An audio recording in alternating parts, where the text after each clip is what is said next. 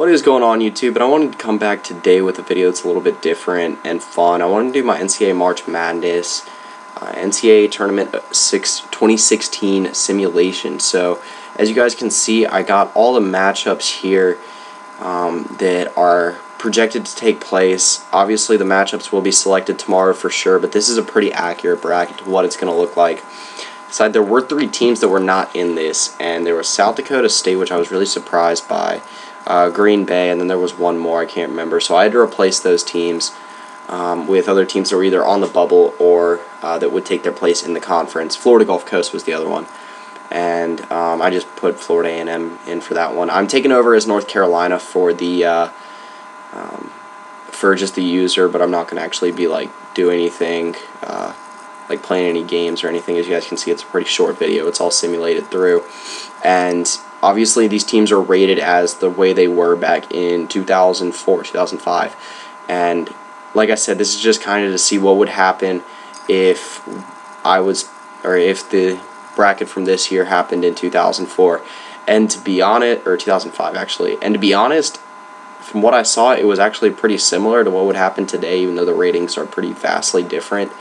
I mean, obviously you still have the same college basketball powers: Duke, UNC, Kansas, Kentucky. They were all still good, and there were a few teams that surprised a little bit in the first round, because there's some teams now, like you'll see in a little bit, West Virginia, that weren't good back then. Same thing with Baylor.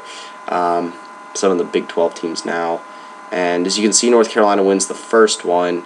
And I try to sim it as evenly as possible without looking through every single time, but pretty much everything going the way it should. OU just absolutely ran through New Mexico State. But yeah, not like I said, the UNC Asheville one was even the way the ratings were then, I didn't expect that.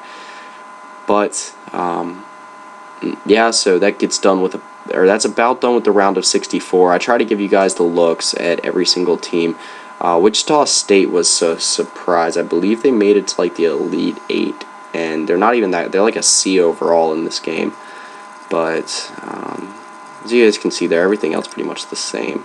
So gonna sim through this next round right now, and pretty tough test this time for UNC with Gonzaga, but really no problem for UNC as they run through them pretty cleanly, and that sets up the classic Duke-UNC rivalry in the next round, and what ends up being pretty much the best game of the tournament, at least score-wise.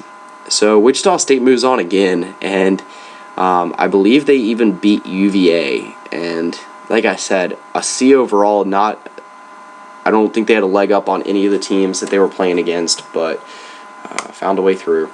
So simulating this one, get a pretty healthy lead in the first half, and then Duke almost brings it back with the 87-88 loss, but North Carolina nonetheless moves on.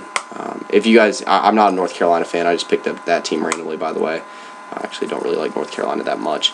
So getting close, we're in the Sweet 16 right now, and actually just simulating to the Elite 8, but as you guys can see, Wichita State making it through, but the toughest test yet in Michigan State, one of the best teams on this game. But facing Notre Dame this time, and another tough test, but able to get through that one as well.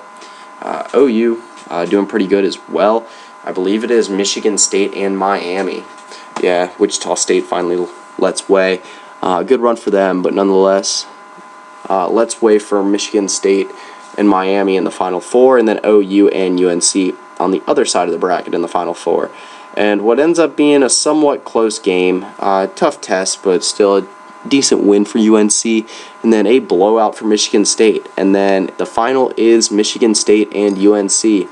So we'll see what happens here as Michigan State gets out to the 4-point lead in the first half, and UNC closes it out big in the second half. And according to NCAA March Madness 05, if this tournament had taken place in 2005, UNC would be the winner. So, like I said, I thought this would be a fun little thing to do. Like I said, a few teams missing, but for the most part, a very accurate bracket. It's actually by the ESPN real-time bracket through Insider, and then also took a little bit off the Bleacher Report bracket just for the teams outside the bubble. But yeah, that's pretty much it. Like I said, I thought it'd be a fun little series to do, and I will be coming back with my bracketology tomorrow. But that's pretty much it. See ya.